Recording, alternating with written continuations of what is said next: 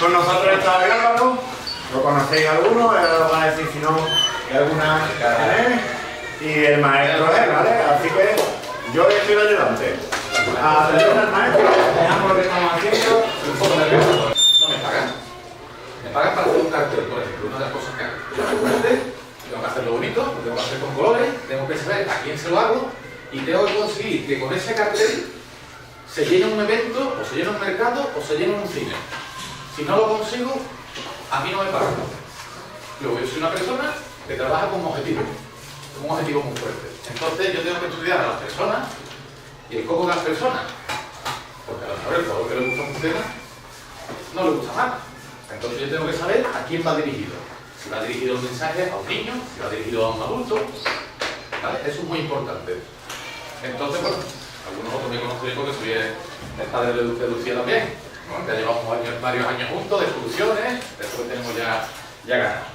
Entonces, bueno, como estáis viendo el sector primario, el secundario, el terciario, lo tenéis controlado más o menos, ¿no? El primario, que es la instrucción básica, ¿no? ¿Como cuál? Como ganadería, agricultor, pesca, eso es.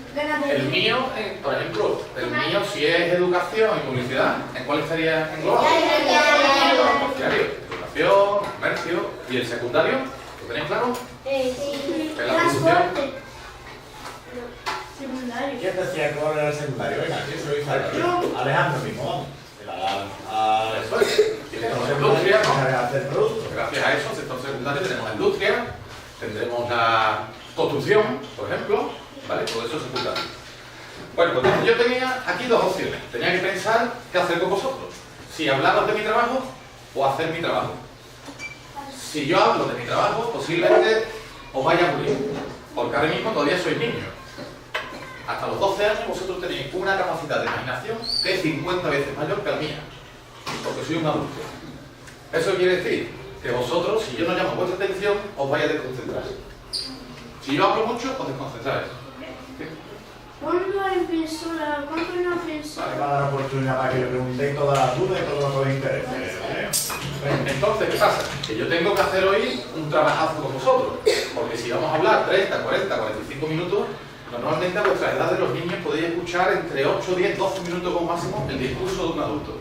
Pero como mi trabajo es publicista y comunicador, yo tengo que conseguir que vuestra atención no decaiga hasta el 100%. ¿Eso cómo lo consigo?